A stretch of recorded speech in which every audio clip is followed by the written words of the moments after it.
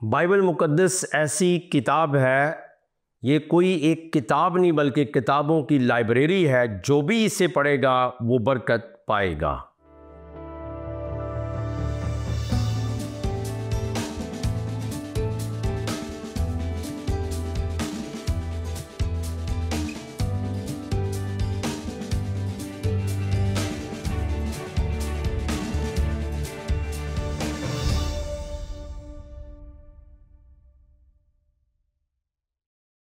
Programme دوستی کا ہاتھ بھائی صدیق کے ساتھ میں ہوں آپ کا میزبان پاسٹر صدیق پال۔ آپ سبوں کی خدمت میں السلام علیکم، سلام اور شالوم۔ ناظرین، آج اپنے پروگرام کا آغاز اس دعائے خیر کے ساتھ کرتے ہیں کہ آپ جہاں کہیں پر بھی ہیں سلامتی کے ساتھ ہوں اور خدا تعالیٰ کی ذات قدوس آپ کو اور آپ کے اہل خانہ کو بڑی برکت دے۔ پیارے ناظرین، بہنوں بھائیو، دوستو، عزیزو، ہمارا موضوع ہے تاریخ اسلام، اور آج دوم حصہ کا یعنی پارٹ 2 کا یہ دوسرا پروگرام ہے۔ امید ہے آپ نے پچھلے پروگرامز کے وسیلے سے پچھلے کئی ہفتوں سے برکت پائی ہوگی، اور آج بھی ہم آپ کے ساتھ شیئر کرنے والے ہیں۔ میں نے جیسے آج کے پروگرام کی ابتدا میں کہا کہ بائبل مقدس ایسی کتاب ہے کہ گویا یہ کوئی ایک کتاب نہیں بلکہ یہ ایک لائبریری ہے۔ پیارے عزیزو، جو بھی اسے پڑھے گا وہ برکت پائے گا، اور میں یقین کامل کے ساتھ کہتا ہوں کہ دنیا کی کسی بھی مذہبی، روحانی، ایمانی، عقیدے کی کتاب کے اندر جو تفصیلات خدا کے بارے میں، نجات کے بارے میں بائبل مقدس کے اندر موجود ہے وہ کہیں اور سے آپ کو نہیں ملیں گی۔ تو ضرور بائبل مقدس کو پڑھیے گا۔ آئیے بلا تاخیر ہم جو ہے وہ پروگرام کی طرف چلتے ہیں۔ اپنے موضوع کے ساتھ جو ہے وہ کوشش کریں گے کہ ہم اچھا وقت گزار سکیں اور آپ سب کے لیے باعث برکت بن سکیں۔ تو ہم پچھلے پروگرام میں چند باتوں کا ذکر کر رہے تھے۔ آج ہم آپ کو تھوڑا سا ایک بہت ہی مشہور واقعہ جو ہے وہ سنانا چاہتے ہیں، اور اس واقعہ کے اوپر یقینی طور پر آپ نے پہلے بھی کافی جو روایتیں یا طریق کی باتیں سنی ہوں گی۔ میں بالکل مختصر طور پہ اس کو ڈائریکٹلی کہہ دیتا ہوں۔ تو وہ یہ ہے کہ جی پیغمبر اسلام نے شام کا سفر کیا تھا۔ وہاں بحیرہ راہب نامی کوئی پادری ان سے ملاقات کرتا ہے اور پیغمبر اسلام کی نبوت کی وہ تصدیق کرتا ہے۔ تو گویا آئیے تھوڑا سا ہم دیکھتے ہیں کہ یہ واقعہ اصل میں کیا ہے۔ لیکن یہ کہیں سے حصہ نہیں ملتا کہ بحیرہ راہب نے اگر نشانیاں بتا دی تھیں، تعریفی کلمات کہہ دیے تھے، تو پھر وہ خود مسلمان ہوئے۔ ان کی جد نسل اولاد کے بارے میں جو ہسٹری ہے، تاریخ ہے، وہ کیا کہتی۔ اسی طرح ورقہ بن نوفل کے بارے میں بھی آپ نے بہت کچھ سنا ہوگا کہ جناب حضرت خدیجہ جو ہے وہ تصدیق نبوت کے لیے، یعنی جو وحی کا معاملہ ہوا، وہ لے کر پیغمبر اسلام کو ایک مسیحی کے پاس جاتی ہیں، جس کا تذکرہ آپ بخاری شریف باب اول کے اندر پڑھ سکتے ہیں۔ چیپٹر 1 کے اندر آپ پڑھ سکتے ہیں، باب نزول وحی کے اندر، یعنی نزول وحی کا جو چیپٹر ہے اس کے اندر یہ باتیں آپ بجا طور پر پڑھ سکتے ہیں۔ لیکن آئیے ذرا تاریخ اسلام کو دیکھتے ہیں، اور پیج نمبر 51 پہ لکھا ہے کہ شام کی طرف پہلا سفر، یعنی یہ تجارت، اور اس کی جو مین ہیڈنگ وہ لکھا ہے کہ رسالت کی جانب نیک قدم، اور پھر لکھا ہے شام کی طرف پہلا سفر۔ تو پیغمبر اسلام نے جب حضرت ابو طالب کے گھر میں رہنا شروع کر دی، یعنی اپنے چچا کے گھر میں، تو آپ کی زندگی کی ایک نئی فصل کا، نئے باب کا آغاز ہوا۔ اور یہ جو باب تھا یہ لوگوں سے ملاقات، مختلف نوع کے سفر اختیار کرنے سے شروع ہوئی، یعنی لوگوں سے ملاقات، ایک بندے سے نہیں۔ چنانچہ ان سفروں اور لوگوں سے ملاقاتوں کے ذریعے ہی پیغمبر اسلام کا گوہر جو تھا اس تاریک و سیاہ ماحول میں ستارہ بن گیا، اور یہیں سے آپ کو معاشرے نے امین قریش کہنا شروع کر دیا۔ اب آئیے دیکھتے ہیں، اس میں بیان کیا گیا ہے کہ پیغمبر اسلام کی عمر 12 سال کے لگ بھگ تھی تقریباً، کہ آپ اپنے چچا حضرت ابو طالب کے ہمراہ کاروان لے کر قریش کے ساتھ جو ہے وہ تجارت کے لیے ملک شام کی طرف جا رہے تھے۔ سفر پر روانہ ہوتے ہیں، اور جس وقت یہ کارواں بصرہ پہنچا اور بحیرہ نامی عیسائی دانشور، یہاں پہ کچھ لکھتے ہیں کہ جناب بحیرہ راہب تھا، یعنی وہ پریس تھا، وہ پادری تھا، کچھ کہتے ہیں دانشور تھا۔ تو کہتے ہیں کہ اس مسیحی نے اس کارواں کے لوگوں سے ملاقات کی، روکا، تو اس کی نظر پیغمبر اسلام پر پڑی۔ اب اندازہ کیجئے کہ یہ واقعات اس طرح کے ایک دو کتابوں میں نہیں ہیں، بلکہ کئی تاریخ اسلام کی کتابوں میں یہ واقعات درج ہیں۔ کچھ کہتے ہیں کہ آپ وہاں چونکہ راحت کرتے تھے اور آپ نے آرام کیا، آپ نے وقت گزارا، اور یہ ایک بار نہیں ہوا، بلکہ بہت سے لوگ کہیں گے جی صرف ایک بار ہی ہوا، لیکن یہ ایک بار نہیں، بلکہ اگر تاریخ اسلام جناب حضرت محمد کے جو ہسٹری ہے اس کے اوپر ایک اور کتاب ہے، اور اس کو کہتے ہیں، اس کتاب کا نام ہے حیات محمد، ٹھیک ہے جی، اس کو آپ پڑھ لیجئے، اور اس کے مصنف کا نام ہے محمد حسین ہیکل۔ وہ تو یہ بھی کہتا ہے کہ آپ کا انکاؤنٹر جو ہے وہ مسیحی مبلغین، یہودی مبلغین کے ساتھ بھی ہوا ہے۔ خیر یہ ایک لمبی بحث ہے کہ وہ ساری باتیں جو ہیں وہ آپ کے ساتھ ہوئیں، لوگوں سے ملاقاتیں ہوئیں، اور جیسے میں نے عرض کیا جناب حضرت خدیجہ جو ہے غار حرا کی وحی کے انسیڈنٹ کے بعد آپ کو لے کر جاتی ہیں ورقہ بن نوفل کے پاس، اور بخاری شریف کے اندر لکھا ہوا ہے، شرح بخاری نہیں، تفسیر بخاری نہیں، بلکہ بخاری شریف کے اندر لکھا ہوا ہے کہ وہ مسیحی تھے، وہ کرسچن تھے، جن کے پاس جناب حضرت خدیجہ پیغمبر اسلام کو لے کر جاتی ہیں۔ تو ہم آپ سے یہ عرض کر رہے ہیں کہ وہ کہتے ہیں کہ اس بحیرہ راہب کی جو ہے وہ نظر پیغمبر اسلام پر پڑی، اس نے انجیل مقدس میں پیغمبر آخر الزمان سے متعلق جو علامات پڑھی تھیں، وہ تمام علامات اور نشانیاں اسے پیغمبر اسلام میں نظر آئیں، تو وہ آپ کو فوراً پہچان گیا، اور اس نے حضرت ابو طالب کو آپ کے نبی ہونے کی خوشخبری دی۔ اندازہ کیجئے 12 سال کی عمر میں ہی نبی ہونے کی خبر دے دی تھی، جبکہ قرآن شریف اس بات کی تائید نہیں کرتا۔ اور پھر جو اہل سنت ہیں، سواد اعظم جو ہے، اکثریت کا جو مسلک ہے، وہ کہتے ہیں 40 سال بعد آپ کو نبوت ملی ہے،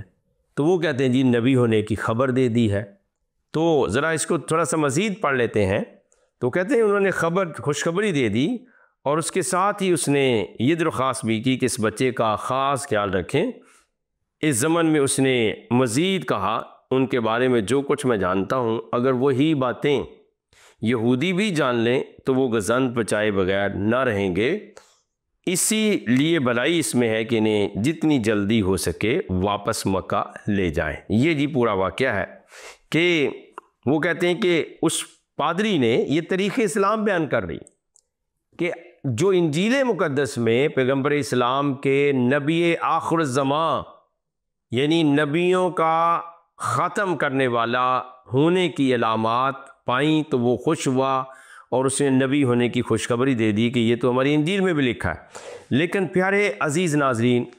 یہ بائبل مقدس اس وقت میرے ہاتھوں میں موجود ہے،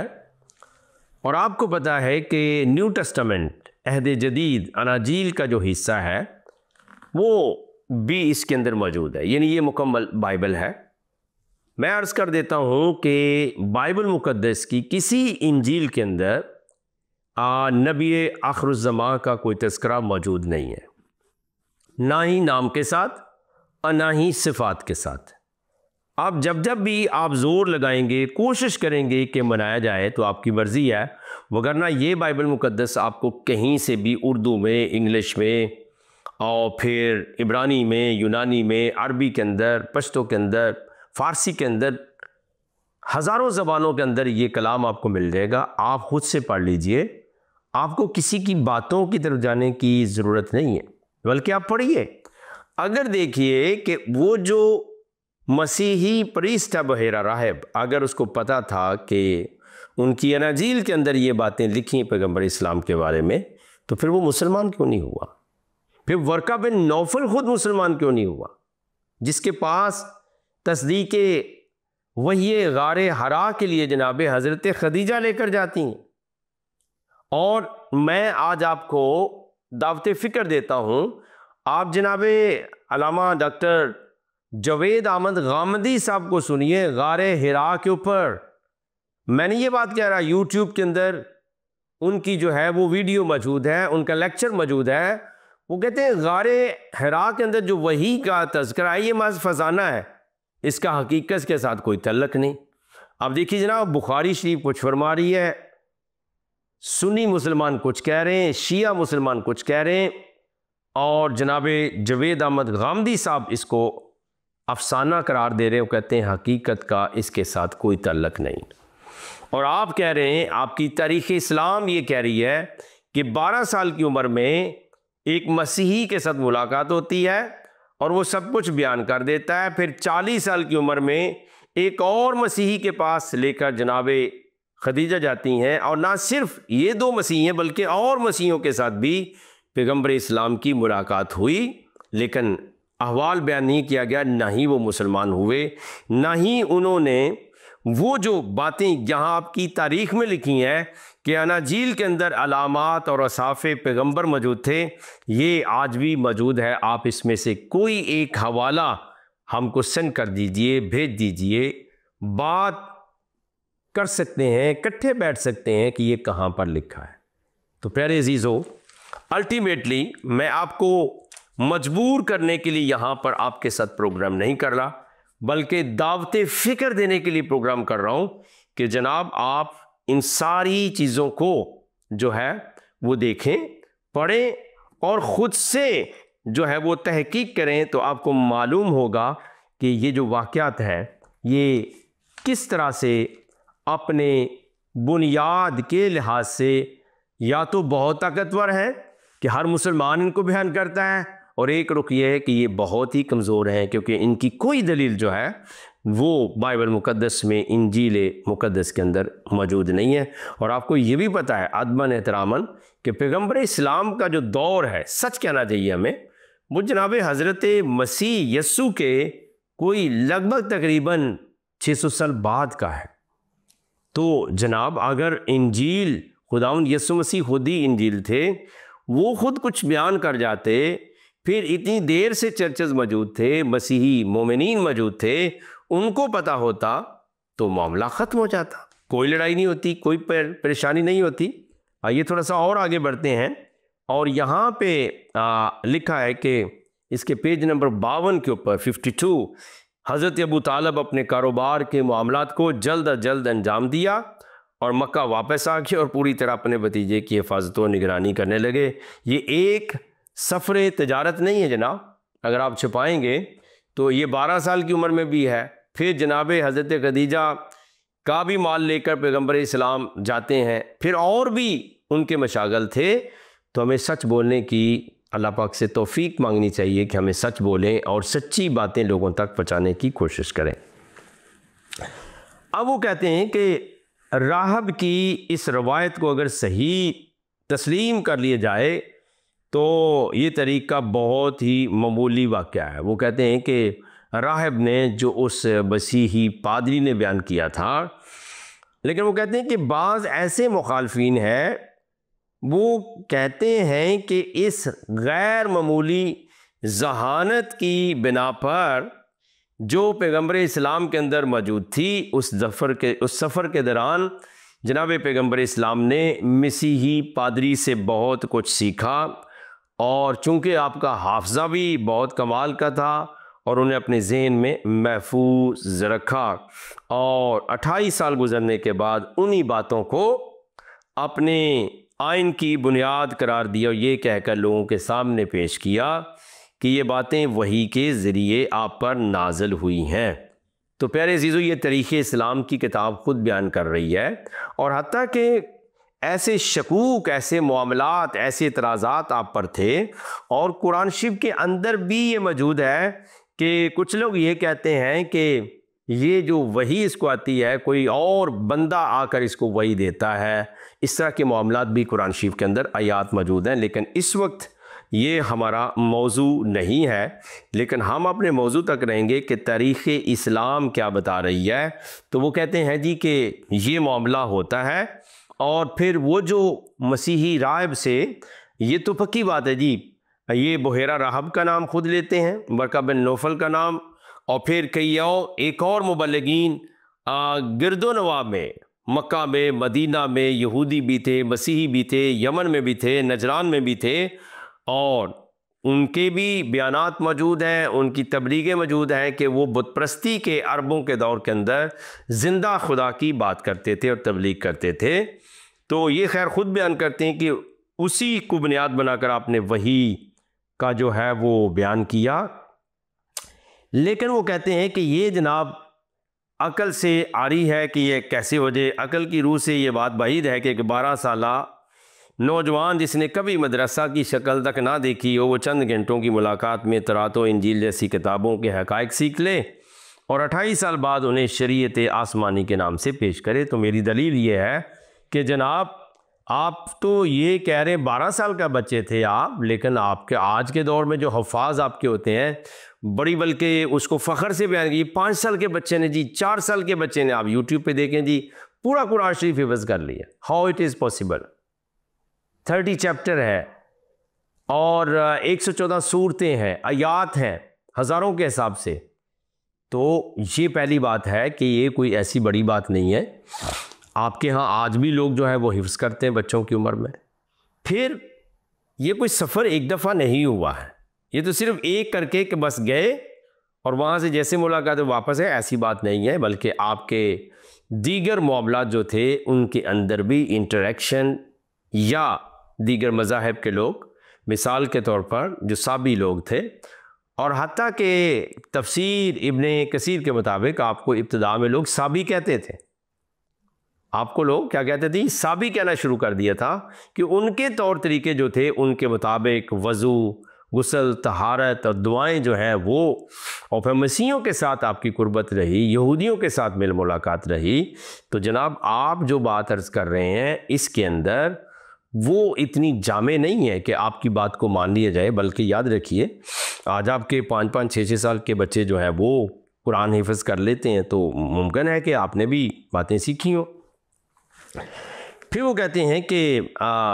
اگر تورات و انجیل کا قرآن مجید سے موازنہ کیا جائے تو یہ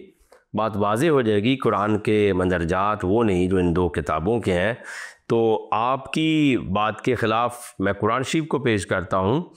قرآن شریف میں تو بڑی وضاحت کے ساتھ کیا گیا ہے کہ اے محمد، جو دین ہم نے نوح کو، ابراہیم اور دیگر انبیاء کو عطا کیا، وہی دین آپ کو عطا کیا اور اس کی پیروی کرو۔ اور پھر یہ بھی کہا گیا کہ جس طرح کی وحی ہم نے نوح پر، ابراہیم اور دیگر انبیاء تر بھیجی، وہی ہم نے آپ کو عطا کی ہے۔ اور پھر قرآن تو یہ کہتا ہے کہ آؤ اہل کتاب اس بات کی طرف جو تمہارے اور ہمارے درمیان میں مشترک ہے، کامن گراؤنڈز ہیں، ان کے اوپر بات ہو سکتی ہے۔ کلمہ جو کامن ہے اس کے اوپر بات ہو سکتی ہے۔ تو آپ کہتے ہیں کہ کچھ ملتا ہی نہیں ہے، حتیٰ کہ آپ جب قرآن شریف کو بڑے غور و فکر کے ساتھ پڑھیں گے تو ان کی جو تفصیل ریکوائرڈ ہے، جو ڈیٹیلز ریکوائرڈ ہے، انفارمیشن ریکوائرڈ ہے، وہ قرآن شریف میں نہیں ہے، وہ آپ کو بائبل مقدس سے مل جائیں گی۔ مثال کے طور پر آج کے اس سیشن میں عرض کر دیتا ہوں کہ حضرت داؤد کا نام جو ہے وہ یہودیوں، مسیحیوں، مسلمانوں سب کے ہاں عام ہے اور سب اس کو جانتے ہیں۔ جناب ان کا ایک واقعہ ہے جو بائبل مقدس کے اندر تو بڑی تفصیل سے درج ہے، لیکن قرآن شریف میں بالکل اختصار کے ساتھ ہے۔ جناب حضرت داؤد اور ان کی 99 دمبیوں کا ذکر آج یہ دعوت فکر ہے۔ آپ ذرا یہ واقعہ کسی مولوی صاحب سے ذرا پوچھ لیجئے، ذرا عالم سے کسی سے پوچھ لیجئے کہ جناب حضرت داؤد علیہ السلام اور جو 99 دمبیاں تھیں، 99 دمبیاں تھیں، ان کا واقعہ کیا ہے۔ اور میں آپ کو سچ بیان کرتا ہوں، پہلی بات ہے این ممکن ہے کچھ تفاسیر کے اندر وہ باتیں جو بائبل مقدس کے اندر موجود ہیں وہ بیان کی گئی ہوں، لیکن اکثر لوگ ان کو دیگر طرح کا میک اپ کر کے پیش کرتے ہیں، گویا وہ ان کی باتیں نہیں ہیں۔ لیکن میں آج وہ پورا قصہ آپ کو نہ بتاؤں گا نہ سناؤں گا، لیکن دعوت دے کے جا رہا ہوں کہ آپ ذرا پوچھئے لوگوں سے، مفتیان اعظام سے پوچھئے۔ آپ پروگرام دیکھ رہے ہیں تو یہ نکتہ میں آپ کو دے رہا ہوں کہ انہیں پوچھئے حضرت داؤد علیہ السلام اور 99 دمبیوں کا 99 دمبیوں کا ذکر جو ہے قرآن جی، وہ قصہ کیا ہے، پورا قصہ کیا ہے۔ میں سمجھنا چاہتا ہوں، یہ میں سمجھنا چاہتی ہوں، تو پھر آپ کو پتہ چلے گا کہ وہ کرتے کیا ہیں۔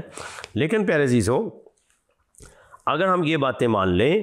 جو تاریخ اسلام کے اندر مورخ لکھتا ہے کہ جی وہ ایک جیسی کتابیں نہیں، ان کے مندرجات نہیں ملتے ہیں، تو پھر کامن گراؤنڈز کے اوپر جو ہے ہمارے اور تمہارے درمیان میں جو کامن اور مشترک کلمہ اس کی طرف آؤ، اس کی دعوت دینے کی ضرورت نہیں ہے۔ پھر ہم عرض کرتے ہیں پیج نمبر 53 کے اوپر کہ حضرت خدیجہ کے ساتھ جو شادی ہے پیغمبر اسلام کی، وہ کہتے ہیں کہ حضرت خدیجہ رشتے میں پیغمبر اسلام کی چچا زاد بہن تھیں، یعنی وہ کزنز کہہ رہے ہیں، اور دونوں کا شجرہ نسب جناب کسی بن کلاب سے جا ملتا ہے۔ حضرت خدیجہ کی ولادت و پرورش اس خاندان میں ہوئی تھی جو نسب کے اعتبار سے بہت ہی اثار پسند، خانہ کعبہ کا حامی پاسدار تھا، اور خود حضرت خدیجہ جو ہیں اپنی عصمت و پاک دامنی کے لحاظ سے مشہور تھیں۔ دور جاہلیت میں انہیں طاہرہ اور سیدہ قریش کے لقب سے یاد کیا جاتا تھا۔ ان کے بہت سے رشتے آئے، اگرچہ شادی کے خواہشمند مہر ادا کرنے کے لیے کثیر رقم دینے کے لیے تیار تھے،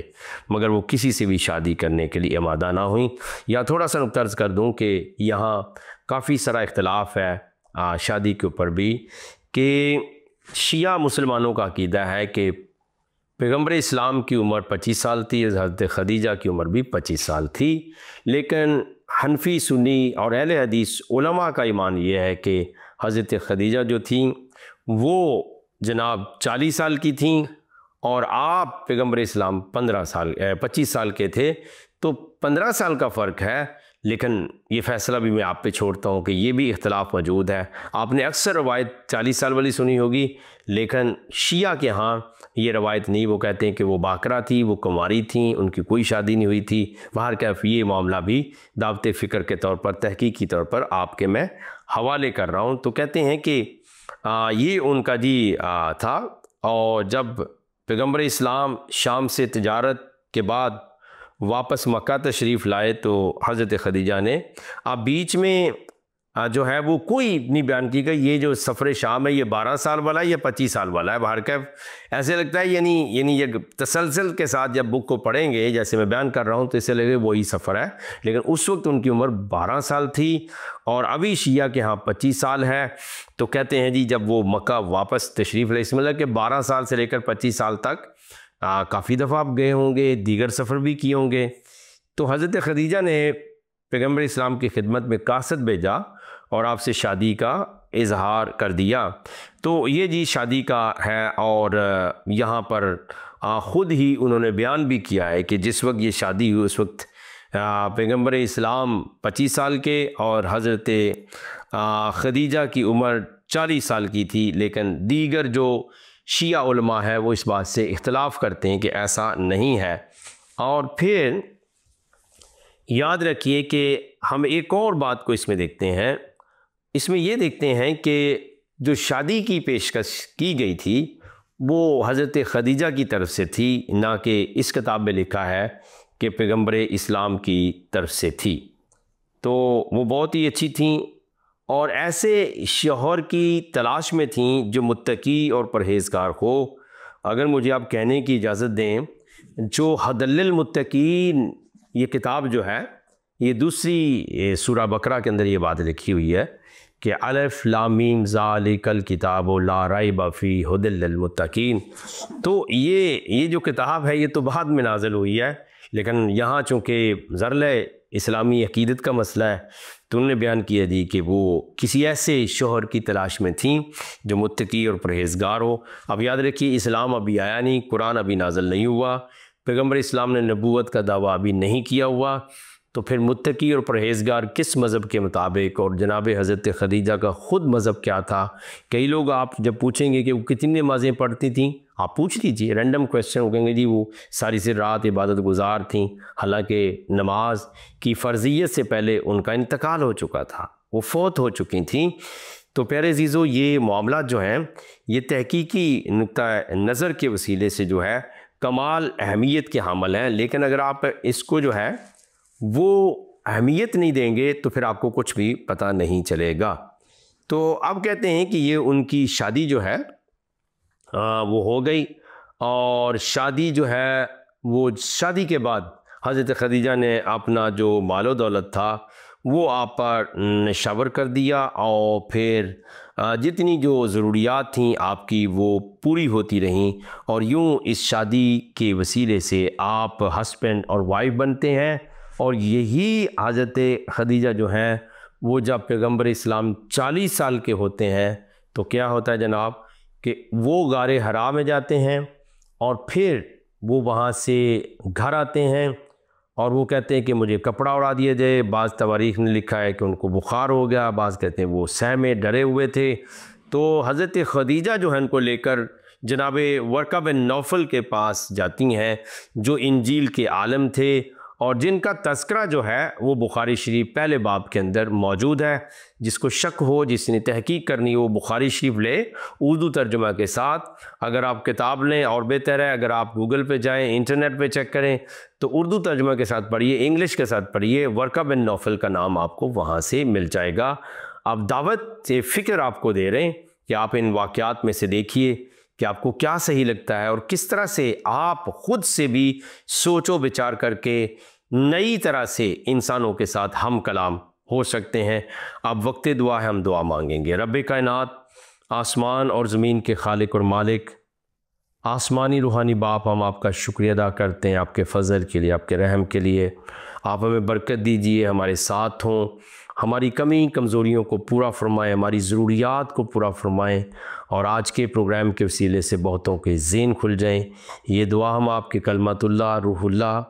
آیت اللہ، نور مجسم، کلام مجسم حضرت خداوند یسوع المسیح کے وسیلے سے مانگتے اور پا لیتے ہیں، آمین ثم آمین۔